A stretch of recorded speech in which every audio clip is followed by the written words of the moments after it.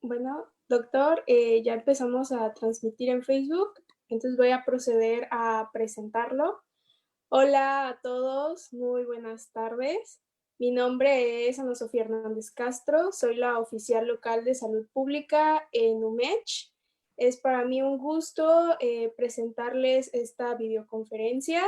Esto es por el Día Mundial del Donante de Sangre, que se celebra el 14 de junio. Entonces, el título del tema que se va a presentar es Usos y abusos de componentes sanguíneos, impartido por el doctor Arturo Espinosa Partida, que es hematólogo. Espero que les guste mucho y los dejo con el doctor. Buenas tardes. Bueno, en el marco de este día de hoy, que es el Día Mundial del Donante de Sangre, de la donación sanguínea, pues vamos a hablar de este tema que ya nos mencionaron. Y la intención de este tema es hablar de algunas cosas importantes con respecto a la transfusión, que es algo que muy pocas veces se enseña de manera adecuada dentro de la escuela.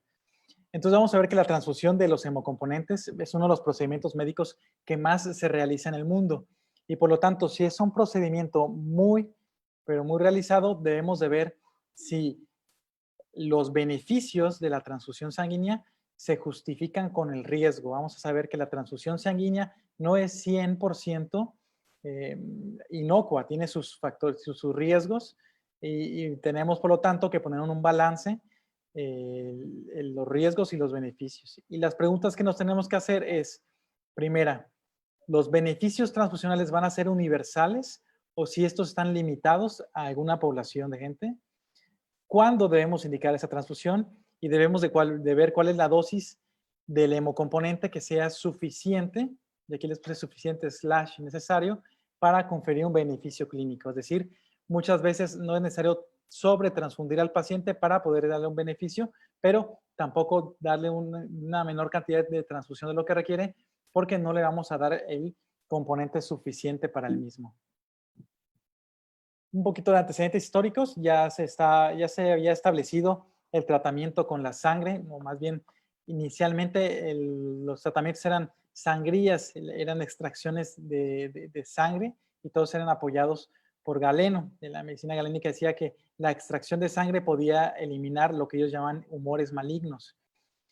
El descubrimiento de la circulación está desde 1200 por Ibn al-Nafis.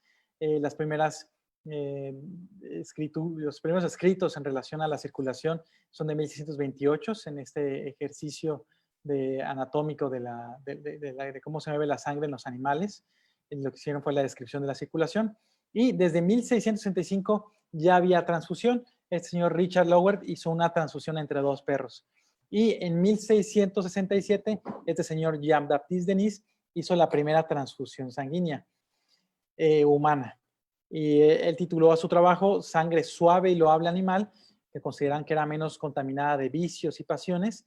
Obviamente, este acto pues, fue fatal y por lo tanto estuvo prohibida la práctica por mucho tiempo.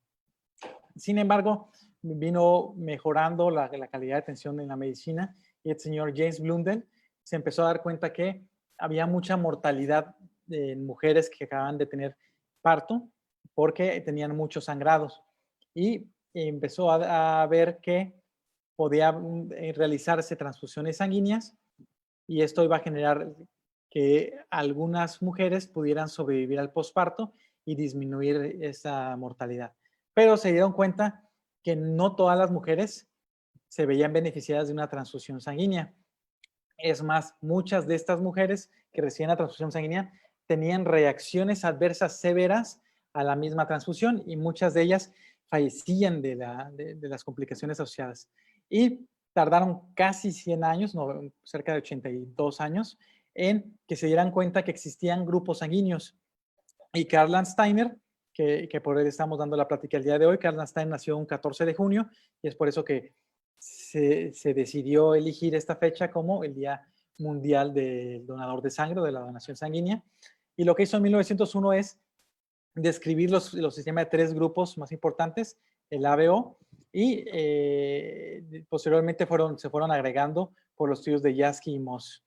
A partir de 1907 ya se realizan pruebas cruzadas En conjunto, Lance Turner con otros describieron, no desarrollaron, describieron el grupo RH, y la Segunda Guerra Mundial y generó un progreso muy importante en la hemoterapia porque se requirió para mucha transfusión durante la guerra, y es donde se empezó a utilizar la solución ácido cítrico dextrosa, que es lo que permite que los concentrados eritrocitarios vivan más tiempo, sobrevivan más tiempo.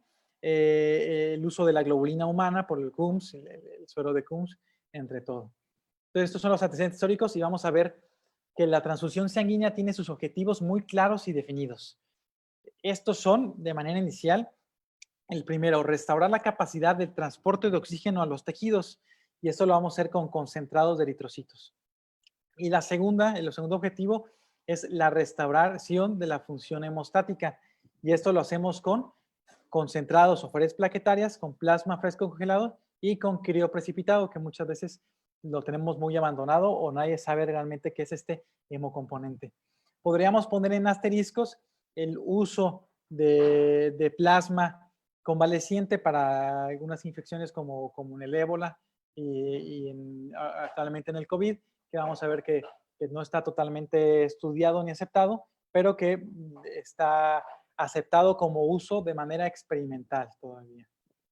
Y vamos a empezar primero con los concentrados eritrocitarios. Los concentrados eritrocitarios vienen generalmente en un volumen de 300 mililitros y lo podemos obtener de varias formas: por aféresis, por centrifugación o por separación gravitatoria. Se almacenan de 1 a 6 grados centígrados y contienen un hematocrito entre el 70 y el 80%, lo cual va a permitir que se regenere la capacidad de transporte de oxígeno como si fuera la sangre total. Anteriormente se transfundía sangre total, era lo que había. Y de hecho, si vieran la imagen, la transfusión era de persona a persona en la cama. Ya no se transfunde sangre total, ya lo que se hace es separar, y por eso ahora se llaman hemocomponentes. Y lo que hace es que te va a generar la misma capacidad de la sangre total de transfusión, pero transfundiendo únicamente eritrocitos. Los concentrados eritrocitarios son los que están mejores estudiados. Hay más de 20 estudios controlados electrolizados que nos dicen cuándo es necesario que transfundamos sangre y cuándo es más, puede generar riesgo que lo transfundamos. Es decir, nos va a hablar de cuándo vamos a poder transfundir adecuadamente al paciente. Y esto lo hace en pacientes de cirugía, en pacientes de trauma y en terapias intensivas. Lo que hacen todos estos estudios controlados es que compararon gatillos o triggers, como vienen en los libros. Y el gatillo es decir que cuando tiene cierta cantidad de hemoglobina es cuando se va a transfundir. Es decir, cuando llega a 8 gramos de hemoglobina, en ese momento se transfunde. Es decir, no se transfunde cuando tiene 9 o 10. Y en otros estudios dijeron, bueno, vamos a hacerlo con 9 o 10, y esto lo llamaban estrategias restrictivas cuando se esperaban a que tuviera el paciente menor cantidad de hemoglobina, y estrategias liberales cuando cuando transfundieron cuando tenían una hemoglobina mucho mayor. En la mayoría, casi todos los estudios, las estrategias de transfusión liberal, es decir, cuando tenían hemoglobina más alta, no se asociaron necesariamente a resultados superiores, y lo que hicieron fue exponer a los pacientes a riesgos innecesarios. Hay que considerar que nosotros no transfundimos laboratorios, nosotros transfundimos pacientes, por lo tanto los signos y los síntomas de la anemia siempre deben de ser la razón para transfundir al paciente y no un laboratorio. Estos son algunos de los estudios que les pongo acá. Este es un estudio canadiense en terapias intensivas. Juntaron 838 pacientes, generalmente estables o críticos, mayores de 16 años, con hemoglobinas menores a 9. Y lo que hicieron fue dividir en dos grupos. A un grupo lo iban a transfundir solamente cuando tuviera hemoglobina menos de 7, y a otro grupo lo iban a transfundir solamente a partir de que tuviera hemoglobina menor a 10. Entonces, estos eran los restrictivos y estos eran los liberales. Lo que evaluaron fue la muerte a 30 días, a 60 días, y evaluaron la disfunción orgánica múltiple. Su conclusión es que la transfusión restrictiva fue tan efectiva y probablemente superior que las estrategias liberales, con excepción de un grupo, que es los que tienen infarto agudo en el miocardio, que requerían una mayor cantidad de hemoglobina para tener una mayor sobrevida. Y estas son las gráficas de supervivencias y los días, a 30 días, si se dan cuenta, no hay y no hubo una diferencia significativa. La P es mayor a 0.05, y eso, por lo tanto, nos dice que no hay inferioridad, que es lo mismo transfundirlo con forma restrictiva y de forma liberal. Entonces, si es lo mismo, mucha gente me ha preguntado, pues entonces lo transfundamos porque viene siendo lo mismo y conferemos, la gente piensa que tiene cierta posibilidad de apoyo. Pero estamos viendo que todas las transfusiones confieren un riesgo de reacciones alérgicas y de riesgo de infecciones, ya sea por agentes bacterianos o virales, un poco más comunes virales que bacterianos. Entonces, como no es un procedimiento 100% seguro, obviamente el transfundir de forma restrictiva sería mejor porque no le estamos confiriendo tanto riesgo al paciente. Y lo que ellos se dieron cuenta es que sí hubo una diferencia significativa entre los pacientes restrictivos y liberales cuando tenían menos de 55 años. Los menores de 55 años que se transfundieron de forma restrictiva tuvieron mejor sobrevida en comparación a los liberales y la P fue menor a 0.05, por lo tanto puede ser inclusive hasta mejor en cierta población. Estos son en terapias intensivas. Vamos a ver en pacientes que recibieron una terapia de reemplazo de cadera, una terapia de traumatología.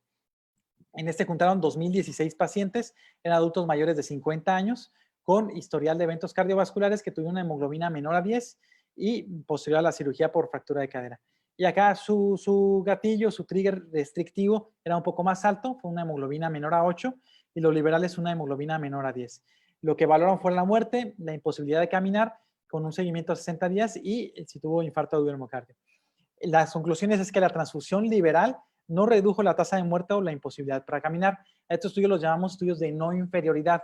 Entonces, no es inferior el transfundirlo hasta que tenga menos de 8 gramos sobre decilitro a que si tuviera más de 10 gramos sobre decilitro.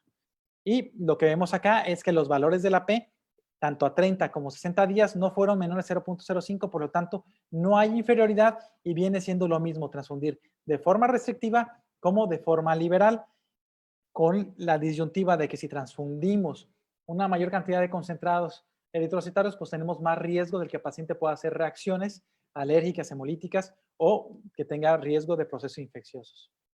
¿En qué otro? Y esto es un tema muy, muy importante a saber. En las transfusiones en sangrados gastrointestinales.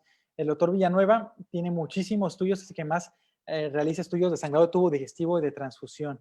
Ellos hicieron esta comparación de restrictivo con hemoglobinas menores a 7 y liberales con hemoglobinas menos de 9 y evaluaron la muerte a 45 días y evaluaron las tasas de nuevas hemorragias. Y nuevamente se dieron cuenta que las transfusiones restrictivas se asociaron, de hecho se asociaron a un mejor resultado y vamos a ver por qué y vamos a ver en qué grupo se vieron mucho mejor. La P fue significativa y cuando vemos la sobrevida, tanto 30 como 45 días, vemos cómo hay un gap muy grande, una separación muy importante entre los que fueron transfundidos de forma liberal a restrictiva. Y vamos a ver que en prácticamente todos los grupos los subgrupos que tenían, fue mejor la terapia restrictiva que la terapia liberal. Vamos a ver que nada más en punto en medio, el único que supera el número 1 son los que tienen Child-Pugh, que de por sí ya tienen un pronóstico bastante malo y por eso la sobrevida de las dos terapias pues fue la misma, ¿no? De forma no hubo beneficio para ninguno de las dos, ni liberal ni restrictivo. Vamos a ver en quién se vio muy beneficiado. En los pacientes que tienen Child-Pugh clase A y clase B son los que mejores se vieron beneficiados a una terapia restrictiva. Y esto se viene explicando sobre todo por que la mayoría de los pacientes que tienen sangrado de tubo digestivo por estos motivos son pacientes hepatópatas que tienen varices esofágicas. Si nosotros a un paciente con varices esofágica que ya tiene una presión portal elevada, le damos una transfusión o incrementamos el volumen sanguíneo, ya sea con líquidos y obviamente con transfusiones, pues vamos a incrementar mucho más esa presión y vamos a generar que el paciente pueda tener resangrados. Y es por eso que en pacientes con sangrado de tubo digestivo, las terapias restrictivas son muy importantes y debemos de evaluar al paciente, de esperar al paciente transfusional cuando tenga menos de 7 gramos sobre decilitro.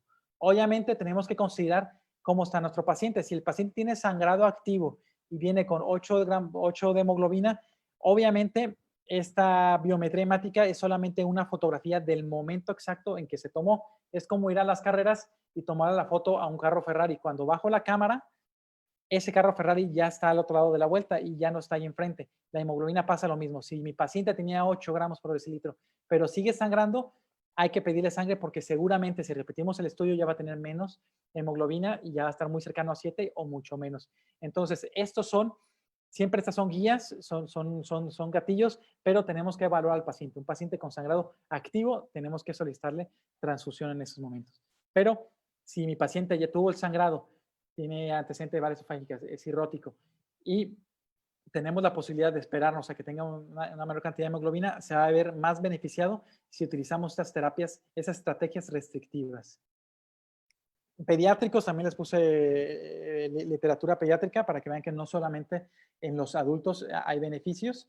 Esta publicación juntó a 637 pacientes estables con hemoglobina menor a 9.5 y los gatillos fueron restrictivos con una hemoglobina menor a 7 y liberales con una hemoglobina menor a 9.5. Lo que evaluaron fue muerte a 28 días y el desarrollo de disfunción orgánica. La conclusión es que las estrategias restrictivas disminuyen los requerimientos transfusionales sin incrementar los eventos adversos, y es lo que les he comentado. No hay inferioridad y por lo tanto es lo mismo transfundir de forma restrictiva y liberal, pero tenemos mayor riesgo de efectos adversos porque vamos a generar una mayor transfusión. Y después hay otras más para no explayarnos en toda la literatura, pero para que vean que hay muchísimo que habla lo mismo. En choque séptico son similares las terapias restrictivas contra las liberales. Choques sépticos en terapias intensivas se debe utilizar 7 a 8 gramos como gatillo universal. Sangrado de tubo digestivo se recomienda siempre tener en cuenta las transfusiones restrictivas en sangrado de tubos digestivos, sobre todo de tubo digestivo alto que esté relacionado a varices esofágicas. Entonces, ya dijimos que lo ideal es utilizar estrategias restrictivas siempre que abordemos al paciente en su sintomatología. Pacientes que tengan enfermedades cardiovasculares preexistentes, hay que considerarlos un poquito más de hemoglobina. Siempre a los que tengan cardiopatías o neumopatías podemos transfundirlo con un poquito más, un gatillo un poco más elevado porque va a tender a tener un mayor requerimiento de oxígeno. Los pacientes con hemorragia activa, lo que hemos mencionado, depende de la actividad de la hemorragia. Por eso debemos de hacer una evaluación clínica. El paciente está sangrando, pues hay que transfundirlo, considerarlo que tanto. Y de hemorragia tubo digestivo alto siempre se apoya la estrategia restrictiva. Y es de la Sociedad Americana de Hematología y es los gatillos que utilizan en esas instituciones. Y si son pacientes que no esté sangrando y que esté hospitalizado, podemos esperar que tenga 7 gramos sobre decilitro. Pacientes que tengan síndrome coronario agudo, depende de lo revisemos, tener hemoglobina más de 8, más de 9 y en otra literatura, yo creo que sí es correcto tenerlos más de 9 gramos de hemoglobina a los que tengan síndrome coronarios agudos.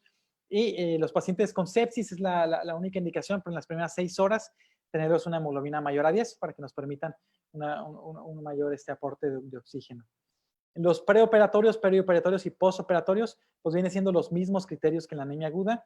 Si no hay descompensación, 7 gramos sobre decilitro. Si tiene antecedentes cardiopulmonares, 8. Y si hay descompensación cardiopulmonar, tenerlo mayor de 9. Acá es muy importante considerar que para fines hemostáticos, lo que se recomienda para los preoperatorios o perioperatorios es más bien tener un hematocrito mayor a 30.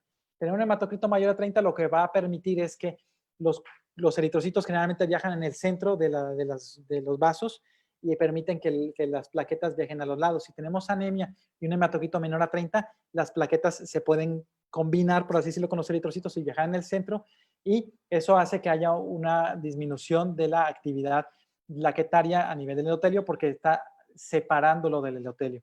Y esto es muy importante, pero no es una cuestión de oxigenación por lo que transfundiríamos, sino más bien es una cuestión hemostática y la indicación sería más bien tener un hematocrito mayor a 30. En anemias crónicas es otro boleto muy diferente. Hay que evaluar la causa de anemia. Si nosotros tenemos un tratamiento de la causa que pueda ser reversible con hierro, vitamina B12 o ácido fólico, pues le podemos dar ese tratamiento y muy probablemente le podamos evitar una transfusión. Entonces, dependiendo de la hemoglobina, cuando tenga menos de 5, generalmente sí consideramos que requiere transfusión sanguínea. Si está entre 5 y 9 es decisión clínica porque vamos a ver, sobre todo cuando son deficiencias de hierro, que ellos empiezan a generar la anemia poco a poco y empiezan a tener compensación. Y entonces, si están compensados, muchas veces no tienen tanta urgencia para transfundir. Y si tú pones un hierro de muy buena calidad, como un Renergy, que le puedas poner hasta 1 gramo en una sola aplicación, pues es muy probable que le puedas mejorar 2 o 3 gramos de hemoglobina en una semana y eso te va a evitar que le transfundas a este paciente que ya tiene anemia. Para que tengas una deficiencia de hierro que llega a 7, ya este paciente ya ha tenido una anemia en los últimos 2-3 meses. Y generalmente cuando tiene una hemoglobina mayor a 10, pues no está indicada la transfusión porque pues vamos a tener una causa reversible de la misma. Y dentro de las guías sobre transfusión de componentes sanguíneos y de plasmáticos, viene como una contraindicación que hay que considerar como una contraindicación relativa. Una anemia susceptible de corrección con otros recursos terapéuticos. Si mi paciente tiene 3, tiene un síndrome anémico, aunque tenga especificado que es por deficiencia de hierro, pues sí hay que transfundirlo porque pues tiene alto riesgo de generar complicaciones por la anemia severa.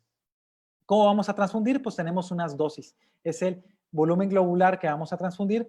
Vamos a necesitar que tengamos el hematocrito deseado menos el hematocrito del paciente por el volumen sanguíneo total y lo vamos a dividir entre 100. Les he puesto yo aquí un ejemplo en que tenemos un peso de 80 kilogramos, un hematocrito real de 15, un volumen sanguíneo total que vamos a considerar 60 mililitros por kilogramo y un hematocrito deseado de 25. No lo queremos subir demasiado.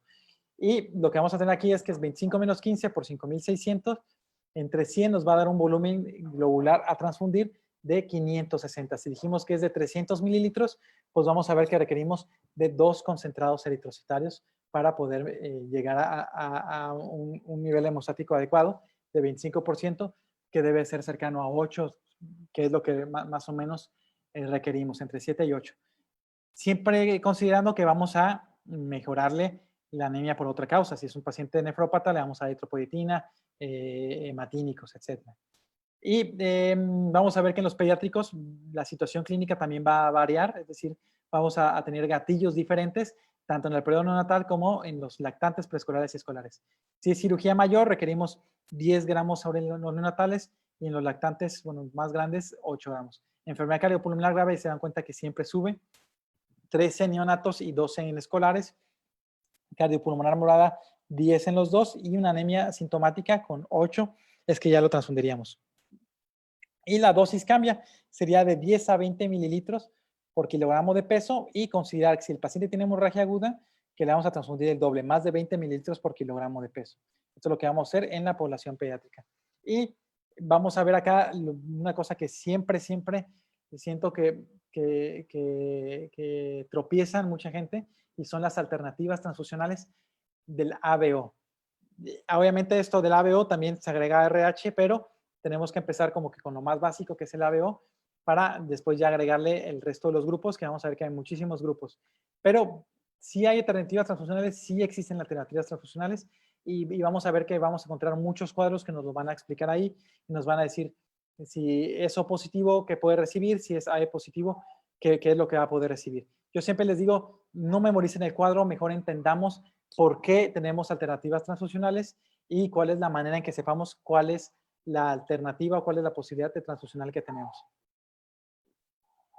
La máxima en hematología es no transfundir antígenos y no transfundir anticuerpos. No existe realmente en medicina transfusional un donador universal y un receptor universal.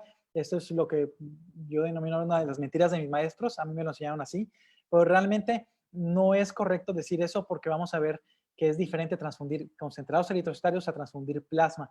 Y nos podemos ir con la finta, que muchas veces se van con la finta. Yo veo muchos médicos internos de pregrado que tienen transfundir plasma como con la misma alternativa transfusional de los concentrados eritrocitarios. Y eso es lo que vamos a aprender ahorita a diferenciarlo. Y les he puesto una mnemotecnia de cómo entender la medicina transfusional. Realmente entender la medicina transfusional es tan fácil como comerse una dona. Y vamos a ver que es tan fácil como comerse una dona porque es la mnemotecnia y la analogía entre una dona y el eritrocito. Primero que nada, el eritrocito es un disco bicóncavo. Aquí, bueno, la dona tiene un hoyo en medio, pero vamos a considerarlo como si estos fueran nuestros eritrocitos. Y vamos a tener que, de manera inicial, en el grupo ABO, que vamos a tener 4 donas. Y vamos a tener una dona que tiene chispas A, una dona que tiene chispas B, y acá hay una persona que le gustan mucho las chispas y por eso su dona tiene chispas tanto A como B, y eso le llamamos grupo AB. Y vamos a tener una persona que nada más le gusta la dona glaseada y no le gustan las chispas, y entonces vamos a tener aquí un grupo O. Y así es como las que tienen chispas A van a ser grupo A, el que tiene chispas B va a ser grupo B, el que tiene chispas AB va a ser grupo AB, y el que no tiene ninguna chispas va a ser O, porque O es una mala traducción del inglés que dice O, que significa cero. Realmente sería como un grupo cero, pero nosotros lo denominamos como grupo O. Y vamos a ver que si hacemos la analogía ya con los eritrocitos, la diferencia es el antígeno que va a expresar en su membrana. Entonces, los que tienen chispas A no es que sean chispas, sino lo que tienen son antígenos A. El que es grupo B, lo que tiene en su membrana son antígenos B. El que es AB en su membrana va a expresar tanto antígenos A como antígenos B, y el grupo O no va a tener ni antígenos A ni antígenos B. ¿Ok? ¿Y cuáles son estos antígenos? Se asocia todavía mucho más a las donas porque son azúcares, son carbohidratos. Entonces vamos a ver que el grupo A lo que tiene es esta N-acetilgalactosamina, y este grupo B lo que va a tener es esta fructosa extra y esta galactosa, perdón, lo que va a tener es una galactosa. Y esta es la diferencia que nos va a dar entre tener un grupo A y un grupo B. O sea, tenemos un azúcar más, y por eso la analogía con las donas pues es muy importante. Y ahorita es que vamos a ver la máxima que les dije, no transfundir antígenos y no transfundir anticuerpos, y vamos a ver la diferencia entre transfundir concentrados eritrocitarios y transfundir plasma o plaquetas. Y vamos a ver que tenemos nosotros un grupo O, que tenemos una dona que no tiene ninguna chispa y por lo tanto no va a tener ningún antígeno, pero que sí va a desarrollar anticuerpos. Entonces los grupos O van a tener anticuerpos anti-A y anticuerpos anti-B, que aquí ejemplifiqué con estos Pac-Man. Un Pac-Man amarillo y un Pac-Man gris. Entonces, el grupo A que tiene una dona con chispas A va a tener antígeno A, y lo que va a tener es solo un anticuerpo anti-B. No va a tener anti-A porque él expresó de antígeno A. Entonces, como tú solo vas a desarrollar anticuerpo contra lo que sea extraño a ti, no va a tener un anticuerpo anti-A. Lo que va a tener es un anti-B. Y acá el grupo B va a tener chispas B, o sea, va a tener un antígeno B, y lo que va a desarrollar es un anticuerpo anti-A. Y vamos a tener esta persona que es grupo AB, que va a tener tanto chispas A como B, y que por lo tanto no va a desarrollar ninguno de estos anticuerpos porque como tiene antígeno A y B y son propios de su persona, no va a desarrollar anticuerpos contra ellos. No va a desarrollar anticuerpos contra algo ajeno. ¿Ok? Esto es nada más hablando del grupo ABO. Vamos a ver que aquí podremos agregar RH y hace esta tabla un poco más grande, pero de manera inicial, vean el grupo ABO. Y entonces, la máxima es no transfundir antígenos y no transfundir anticuerpos.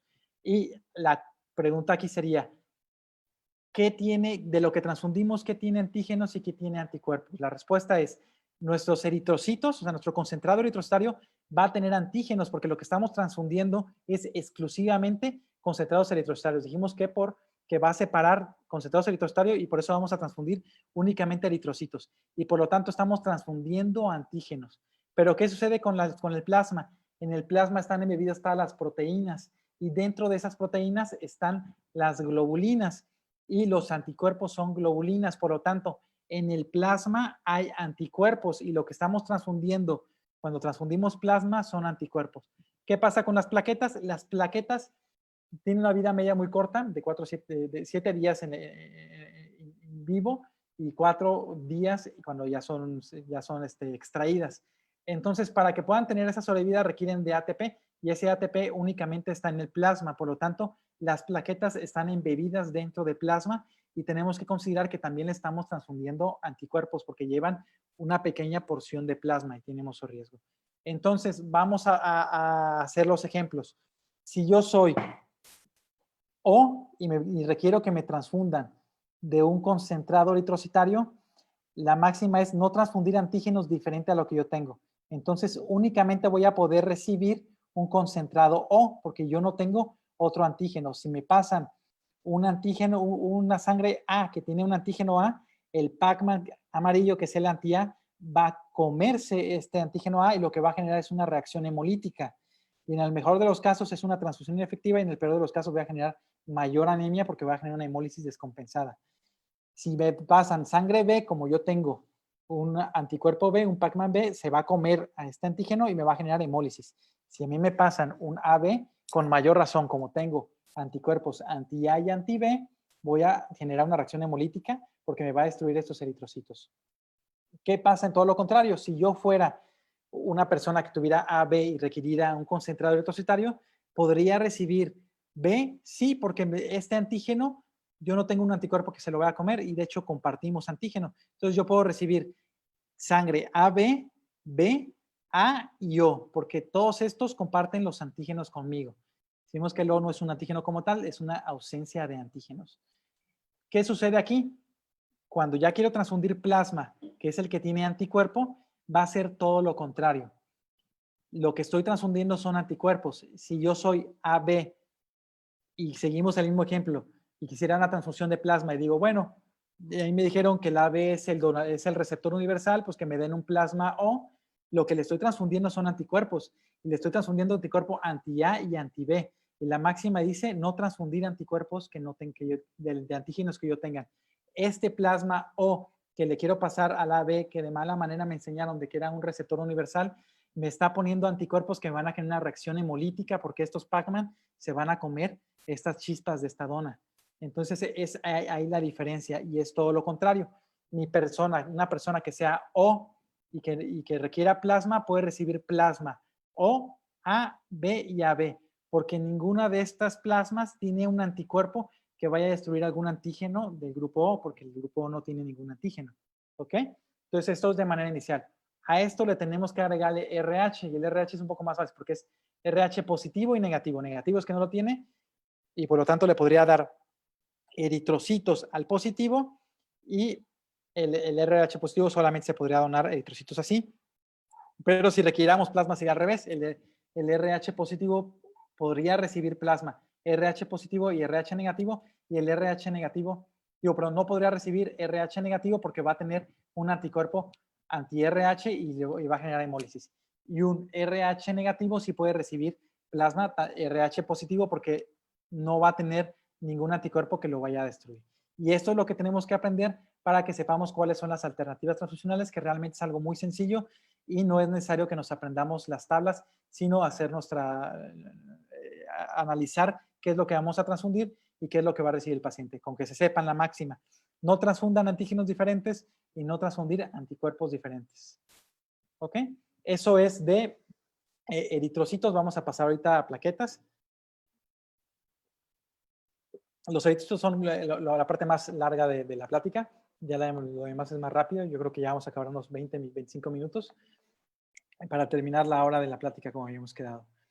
Las plaquetas las podemos obtener a partir de la sangre total o por aféresis. Entonces, cuando hacemos la separación por la sangre total, lo que conseguimos son concentrados plaquetarios. Y cuando lo sometemos a un proceso de aféresis, que es en una máquina con una separación de mayor cantidad, lo que vamos a conseguir es una aféresis plaquetaria. Y vamos a ver que hay dos técnicas de transfusión. Hay una transfusión profiláctica y una terapéutica. La profiláctica lo que va a hacer es minimizar el riesgo de hemorragia y una terapéutica lo que va a hacer es controlar la hemorragia. Es decir, ya sangró y le voy a dar las plaquetas para que deje de sangrar. Y vamos a considerar que también es algo que no muy bien enseñado, que todo el mundo se espanta cuando ve 115,000 plaquetas, pero vamos a ver que realmente el riesgo de hemorragia se va a incrementar cuando tengamos una cifra muy baja de plaquetas, cuando tengamos menos de 5,000. No hay una diferencia significativa entre tener de 10,000 a 20,000 plaquetas y para que haya una interacción entre el endotelio y la plaqueta, está estudiado que se requiere tener por lo menos 7,100 plaquetas. Obviamente, si tiene menos de 50,000, es un paciente que puede tener riesgo a disminuir sus plaquetas y ya lo tenemos que vigilar, pero realmente la cantidad de plaquetas que requieres para evitar un sangrado mayor no es tanta. Con tener más de 20,000 plaquetas, te genera una seguridad suficiente para no tener un sangrado que te pueda generar una severidad importante. La hemorragia puede ocurrir a cualquier nivel plaquetario. Si tú llegas, estás cortando una manzana y te cortas con el cuchillo, vas a sangrar aunque tengas 300,000 plaquetas. Entonces eso también hay que considerarlo. Si el paciente es quirúrgico y sangra, no necesariamente es porque tenga una alteración en las plaquetas y hay que considerar las alteraciones mecánico-anatómicas por la misma cirugía. Y la transfusión profiláctica solo va a disminuir la frecuencia de hemorragia, pero sí el paciente tiene algo que lo va a hacer que sangre, que se corte algo por el estilo, pues va a haber una hemorragia de aparición más tardía. Y las indicaciones también lo ven por gatillos o triggers y lo que recomiendan es así. En todos los pacientes que tengan menos de 5,000 plaquetas, se tiene que transfundir. Cuando tienen 10,000 y tienen fiebre, en ese momento lo transfunden. En 20,000 solo a los pacientes que estén utilizando heparina o que vayan a ser dados de alta. a los pacientes de menos de 50,000 que vayan a recibir algún tratamiento quirúrgico o que estén sangrando activamente. Yo aquí agregaría también, bueno, de los que estén sangrando activamente, básicamente. Y los pacientes neuroquirúrgicos son los únicos que requieren tener más de 100,000 plaquetas.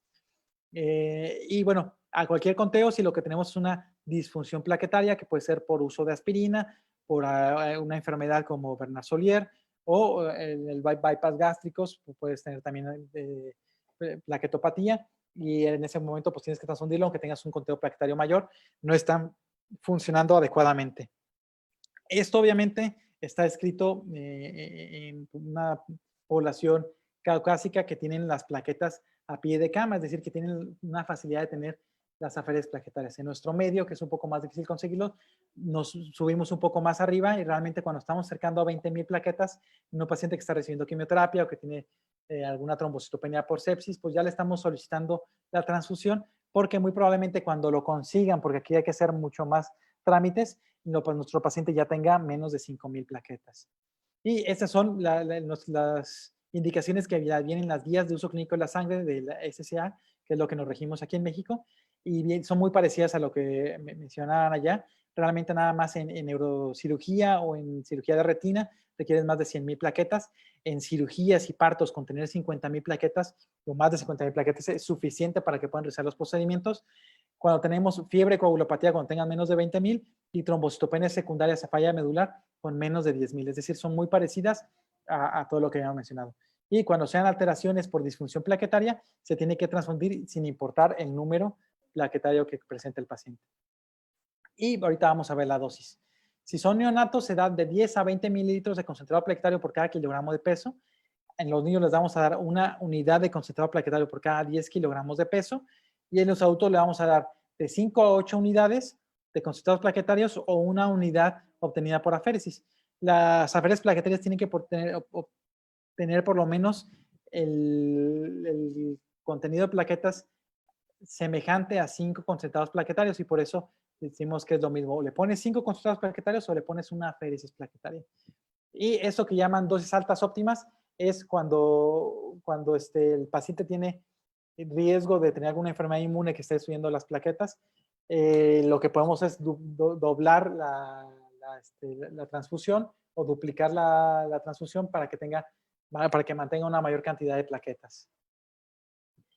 Acá vienen contraindicaciones y me gustaría que se fijaran en los asteriscos, pero lo vamos a poner aquí: trombocitopenia inmune, muy clásico que suceda. La trombocitopenia inmune es una enfermedad autoinmune, como lo dice, son autoanticuerpos que están atacando a las mismas plaquetas y lo que sucede aquí es que muchos de ellos sí tienen manifestaciones hemorrágicas y si hay manifestaciones hemorrágicas activas, sí se tiene que transfundir, es decir, cuando la transfusión se debe considerar cuando hemorragia ponga en peligro la vida, pero si el paciente no tiene hemorragia, lo único que tenga probablemente es petequia o equimosis y no tenga una hemorragia que ponga en peligro la vida, si tú transfundes a ese paciente, lo que estás poniéndole es más antígenos y es en una persona en que su respuesta inmune ya está alterada, está anormal porque está generando anticuerpos contra sus mismas plaquetas y si le ponemos plaquetas de alguien más, lo que vamos a despertar es el mayor sistema inmune y vamos a generar muchas veces que disminuya la cantidad de plaquetas por una reacción cruzada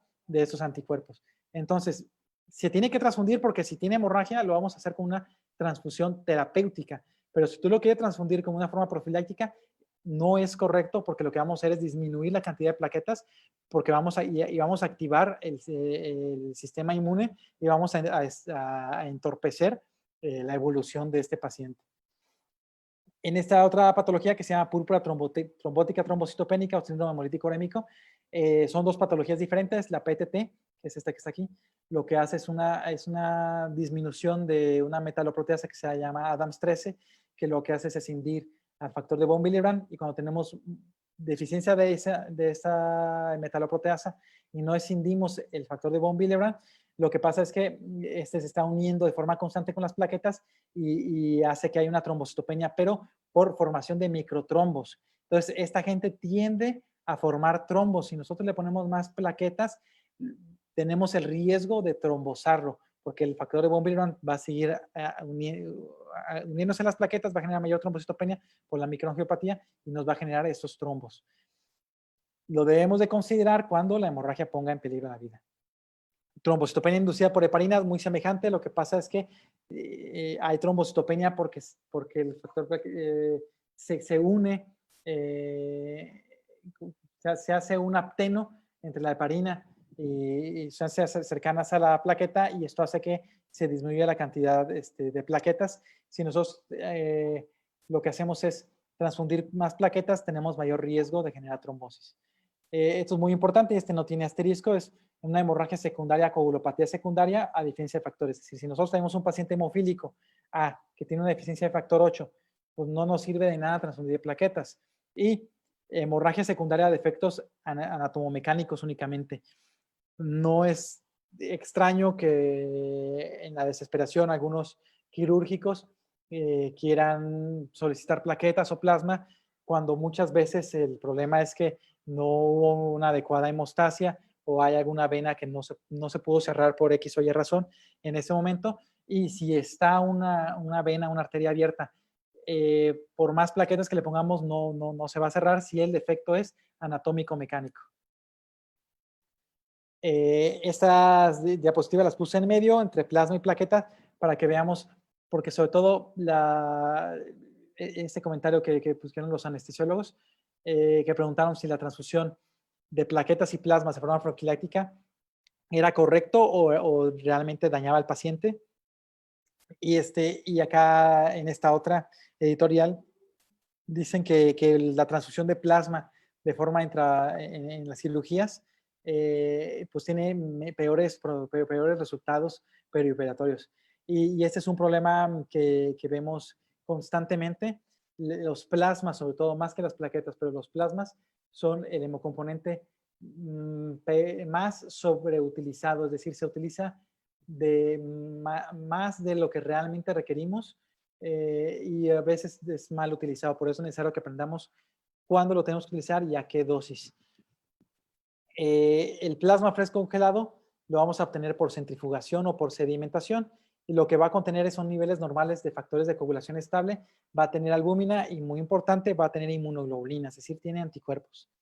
Y el plasma fresco congelado va a tener como mínimo el 70% de los factores de coagulación. Y aquí hay que ver que vamos a tener dos tipos de plasma. Vamos a tener un plasma que sea provisto de crioprecipitados y un plasma desprovisto de crioprecipitados. ¿Cómo voy a saber qué plasma me van a dar? Pues tengo que preguntar al banco de sangre que me esté ofreciendo el producto.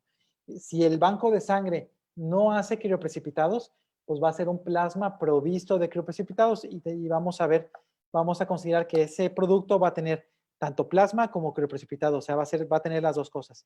Si ese banco, generalmente son los bancos grandes, hace crioprecipitados, pues vamos a tener un plasma desprovisto de crioprecipitado, y el crioprecipitado es el remanente que sucede después de la congelación que precipita el frío.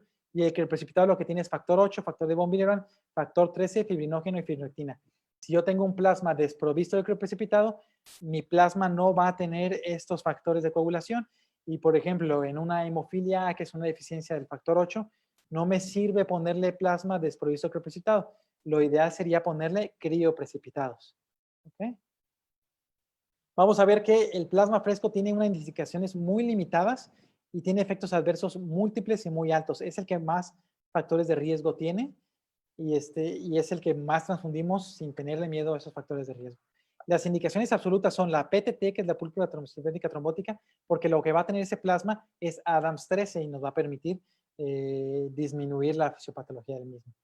En la púrpura fulminans del recién nacido, que sea secundaria a la deficiencia congénita de la proteína C y de la proteína S o de la tetromina 3, esto nos va a ser necesario que le pongamos plasma, porque ese plasma va a haber proteína C y proteína S. En la exsanguinotransfusión de neonatos para reconstruir concentrados eritrocitarios, es decir, cuando tenemos una madre que tenga un grupo sanguíneo diferente al neonato, y lo que tenemos que hacer es una exsanguinotransfusión, lo que vamos a hacer es reconstituir una sangre total y vamos a poner concentrado eritrocitario con plasma de otro grupo para poder reconstituirlo. En ese caso sí vamos a requerir plasma. Y en procedimientos de recambios plasmáticos, como en la púrpura trombótica trombocitopénica. Estas son las únicas indicaciones absolutas, pero me van a decir, ¿qué pasa con el plasma convaleciente? ¿Qué pasa con los pacientes cirróticos? Bueno, vamos a tener indicaciones que son indicaciones, si no tenemos otra forma de tratar al paciente, podemos utilizar el plasma para ello. Entonces son indicaciones relativas. Entonces la indicación relativa en pacientes con hemorragias y tiempos de coagulación prolongadas, que es para lo que la mayoría de la gente lo utiliza realmente, nos va a servir para reponer los factores de coagulación 2, 5, 10 y 11 en deficiencias congénitas o adquiridas, generalmente de enfermedades hepáticas. Cuando, y siempre hay que verlo, cuando no existan los concentrados de factores específicos. Si yo tengo un hemofílico B y lo que tengo es un recombinante de factor 9, es mucho menos riesgoso y de hecho está indicado ponerle el recombinante del factor 9 en vez de poner el plasma fresco congelado. Si yo tengo alguna enfermedad, por ejemplo, deficiencias de vitamina K, o tengo una sobreanticoagulación con antagonistas de vitamina K, que puedo revertir, pues me puedo evitar el transfundir plasma. Vamos a ver, obviamente, que tenemos pacientes que tienen sobreanticoagulación con antagonistas de vitamina K, que están sangrando mucho y que lo que requerimos es una reversión muy rápida con vitamina K, pero también le tenemos que poner plasma porque la hemorragia está activa y tenemos que revertirlo de una manera muy rápida. Lo podemos utilizar en hemorragia secundaria, tratamientos trombolíticos y en coagulación intravascular diseminada, donde también se comporta muy parecido a enfermedad hepática y lo queremos mejorar. Las indicaciones en pacientes con hemorragias y tiempos de coagulación prolongadas está indicada en cirugías cardíacas con bomba de circulación extracorpórea, en algunas transfusiones masivas, cuando tengamos una transfusión de volumen sanguíneo mayor a un volumen sanguíneo total en las 24 horas. En ese caso, si le estás poniendo muchos concentrados eritrocitarios, pues necesitas ponerle también plasma porque vas a disminuir los factores de coagulación por dilución. Y en los pacientes con insuficiencia hepática grave y que tengan hemorragia aguda y que pongan en riesgo la vida, pues tenemos que transfundirlos también. Otras indicaciones relativas, pues más o menos lo mismo. Si tenemos un déficit de algún factor de coagulación, ya sea congénito o adquirido, y que no tengamos como otra forma de revertirlo, le tenemos que dar el tratamiento.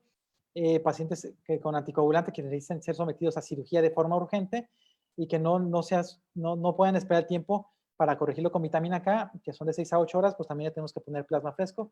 También son las indicaciones relativas. Y acá otra cosa que nos han enseñado mal, la gente utiliza el INR para decir que si vamos a requerir transfundir plasma fresco congelado, realmente lo que debemos de hacer es un índice de coagulación. El INR fue desarrollado únicamente para valorar a los pacientes que están utilizando anticoagulantes con vitamina K y se utiliza un poco para hacer valoraciones en los cirróticos, pero realmente no es el adecuado para decir si mi paciente quirúrgico requiere de plasma fresco congelado. Lo que tenemos que hacer es el índice de coagulación, que es algo muy parecido. El índice de coagulación lo que hacemos es dividir el TP del paciente entre el TP del testigo. Entonces tu laboratorio te debe de entregar un testigo y lo que va a hacer es hacer correr en esa prueba el TP del paciente y te va a decir es de 15 segundos, pero al mismo tiempo o en esa semana también corrió un pool de plasma, es decir, de varios donadores asintomáticos, hizo un pool y es lo que en esa población está coagulando normalmente, que se supone que tiene el 100% de coagulación. Y ese es el testigo. Y entonces cuando divides el TP del paciente y el TP del testigo, te está diciendo cuál es la deficiencia que tiene tu paciente. Mientras tenga más de 1.5 significa que tiene menos del 50% de los factores de coagulación y tú requieres por lo menos un 40% de estos factores para generar una hemostasia adecuada. Entonces ya es riesgoso tenerlo con menos del 50% por una cirugía y por lo tanto cuando tenemos un índice de coagulación mayor a 1.5 debes de valorar si transfundirle plasma fresco previo a la cirugía. El INR es muy parecido y por eso lo quieren utilizar, pero no necesariamente va a dar la misma cifra, ¿ok? Porque el INR lo que hace es al índice de coagulación le va a multiplicar un factor, pero ese factor viene ya en cada frasco del kit que está utilizando de coagulación. Y este INR lo inventaron porque se llama índice normalizado, tasa normal indexada. Lo inventaron los chinos para que en los estudios fuera lo mismo, no era lo mismo los estudios que estaban realizando en China que en México y por lo tanto necesitaban multiplicarlo por una corrección para que te dijera exactamente, para que dijeras que fuera lo mismo. Entonces el INR se multiplica diferente aquí y en China y en Estados Unidos, depende más bien del kit del TPL que lo estés utilizando. Y cuando vamos a transfundir el paciente, la transfusión del paciente preoperatorio que sea cirrótico, que el paciente cirrótico no va a producir mayor factor de coagulación, tiene que ser de preferencia 1 hora antes o media hora antes de la cirugía. No es válido decir, corrijan los tiempos de coagulación un día antes a un cirrótico, porque el paciente no va a producir factores de coagulación y hay factores de coagulación que viven de 2 a 5 horas como el factor 7. Entonces, si yo le corrijo 24 horas antes con transfusión de plasma a un paciente cirrótico que lo voy a someter a una cirugía, al día siguiente ya no tiene factor 7 y el paciente va a sangrar. Lo correcto es hacer la transfusión de los plasmas frescos congelados 1 hora o media hora antes de la cirugía para poder asegurar que va a tener capacidad hemostática nuestro paciente, es decir, que va a tener la cantidad de factor necesaria. Entonces, máximo 2 horas antes. Yo recomiendo media hora o 1 hora antes de mismo. Y la dosis va a ser de 10 a 20 mililitros de plasma fresco congelado de peso corporal.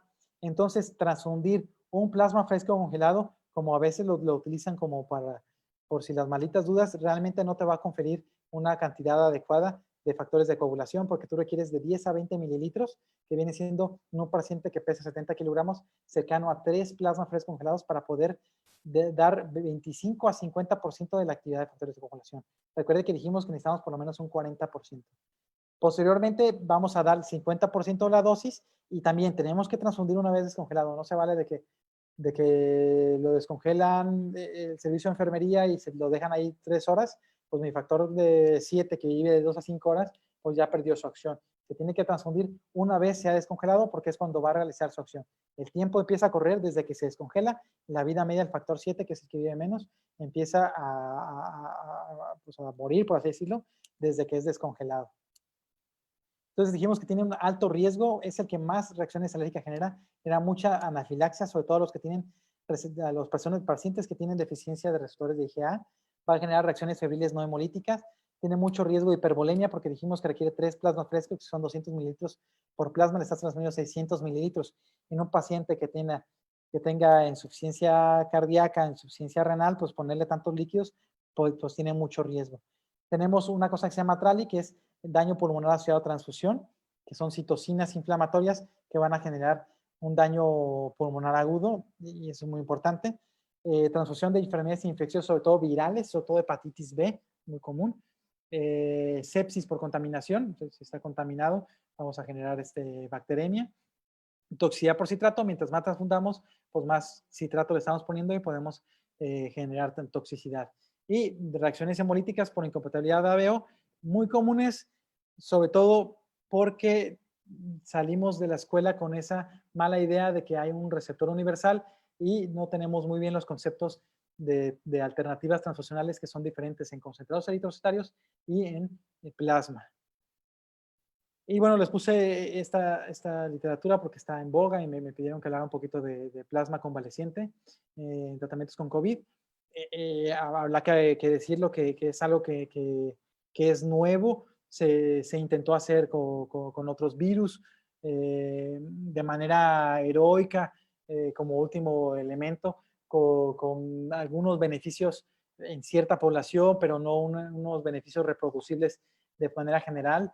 Lo primero decirlos, no es la panacea, no es que esto vaya a solucionar el problema del COVID. Hay muchísimas bibliografías que están sacando, ahorita está saliendo mucha información. Yo digo que es medicina basada en evidencia en tiempo real, pero la mayoría de ellos son casos, presentación de casos, 3 casos, 7 casos, 10 casos. Y este es de las primeras que encontramos como una prueba clínica aleatorizado. Está hecho por chinos, de hecho está hecho en Wuhan, y lo que hicieron fue evaluar, ellos dieron mejorías clínicas a los pacientes que utilizaron plasma convaleciente. Juntaron 103 pacientes, tenían planeado usar 200, pero cerraron la rama de plasma convaleciente y son aleatorizados, que es lo más importante. Y se ve que a 28 días, que era lo que ellos estaban esperando, que la gráfica del control y el plasma convaleciente, pues no hubo una diferencia significativa y por lo tanto los resultados no dieron una diferencia significativa que dijera que mejorara el usar plasma convaleciente en estos pacientes a 28 días. Es lo que vengo diciendo aquí. Un día estamos pensando que Plaquenil va a ser la panacea para el tratamiento, otro día nos dicen que no, puede que mañana nos digan que sí. Entonces el plasma convaleciente todavía le queda mucho por estudiarse. Yo creo que en vista de que no tenemos realmente un tratamiento de primera línea, pues se debería seguir utilizando de manera experimental, pero no hay unas pruebas, no hay estudios aleatorizados que digan que realmente funcione hasta el momento. Vamos a ver si no corre el tiempo y esto sale como algo positivo. De momento en este estudio no fue suficiente, pareciera que hubo una mejoría clínica en ciertas fechas, pues el día 14 hubo una mejoría, pero realmente a los 28 días no hubo una tasa de mejoría suficiente para utilizarla. ¿Qué es el plasma convaleciente? También tenía la duda ahí. Es el plasma del paciente que tiene anticuerpos. Yo les dije que en el plasma vienen los anticuerpos. Y así como hay anticuerpos anti-A y anti-B, pues también hay anticuerpos anti-COVID. Acá lo que sucede es que el realizar el procedimiento, yo revisé las guías españolas, es tener a un paciente que haya sido positivo para COVID, puede ser, pudo haber sido asintomático, que ya tenga 2 determinaciones por PCR negativas y muy importante que tenga, que tenga cierta cantidad de anticuerpos anti-COVID que pueda generar inhibición del virus. Y de hecho, para estudiar eso se requiere de laboratorios de mucha tecnología donde tengan al virus vivo para ponerle este plasma y ver si tiene la capacidad de inhibición. Muy parecido a lo que hacemos en los antibiogramas cuando pedimos un hemocultivo, que ven si los anticuerpos tienen capacidad de inhibición, pues se hace lo mismo con el virus vivo. Realmente en México tenemos muy pocos laboratorios. Yo de momento pensaría el CIBO en Guadalajara. O sea, son laboratorios muy especializados que puedan manejar al virus vivo sin tanto riesgo para que pueda decir que realmente tiene capacidades inhibitorias. Realmente lo que están realizando, ahorita está haciendo mucho esto en Monterrey, un poco en Puebla, se está realizando a ciegas, por así decirlo. Sí se ve que hay anticuerpos, pero no se está midiendo la capacidad inhibitoria de esos anticuerpos. No está mal, digo que son estrategias ahora sí como heroicas en vista de la pandemia, pero no es lo científicamente correcto, por así decirlo. Y bueno, esta es la bibliografía pues, de lo más nuevo que hay y probablemente lo de con mayor validez científica respecto al plasma convaleciente. No es la gran panacea, yo creo que es una buena estrategia que todavía le queda por estudiarse, pero todavía no está al 100% especificado. Y por último, solo traigo 2 o 3 diapositivas de crioprecipitados. Muchos no conocen los crioprecipitados. Los crioprecipitados es la fracción proteica que se precipita cuando congelamos el plasma fresco congelado a menos de 70 grados centígrados. Y 5 a 25 mililitros lo que van a contener es factor 8, fibrinógeno, factor 13, factor de bobina y fibronectina. ¿Y en dónde lo vamos a requerir? Pues en los pacientes que tengan alguna alteración de ellos. Entonces, si tenemos hipofibrinogénemia, en vez de ponerle plasma provisto de crioprecipitado, pues le ponemos un crioprecipitado nada más, que es mucho menos volumen. O le ponemos fibrinógeno nada más. Si tenemos disfibrinogénemia, que es que no funcione cualitativamente el fibrinógeno, pues lo mismo. Deficiencias del factor 8 con la hemofilia A, si no tenemos el factor recombinante o el factor liofilizado, pues le podemos dar crioprecipitado.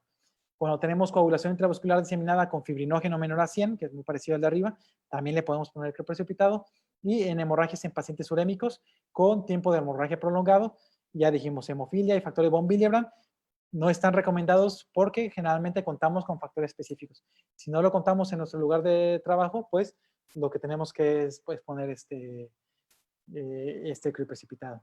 Y bueno, gracias por su atención. Creo que me pasé un poquito de la hora, 2 minutos, prácticamente lo dimos en 1 hora. Les paso mis datos, correo electrónico, el Instagram y Facebook para cualquier duda y creo que también vamos a tener momento para alguna duda que tengamos en vivo. No sé, con los administradores vamos a ver. Muchas gracias, doctor. Vamos a dar unos 2 minutitos para que realicen sus preguntas. Las preguntas las pueden hacer aquí en Facebook, porque se está transmitiendo en Facebook, o también las pueden hacer en el grupo. Entonces les doy unos minutitos para que escriban. Y de mientras les quiero decir que no se vayan a salir del grupo porque al final voy a mandar la segunda y última encuesta ya para poder otorgarle su reconocimiento. Entonces vamos a esperar a ver si hay alguna pregunta.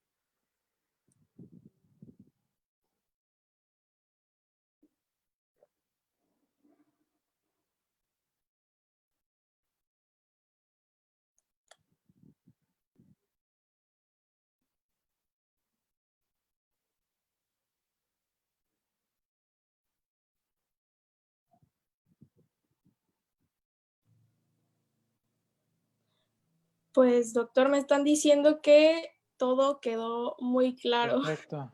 Bueno, Sí, muchas agradezco la invitación y que quedó con la orden allá al correo electrónico por si tuvieran alguna duda. okey, doc, muchísimas gracias. Bueno, Hasta luego. ¿no?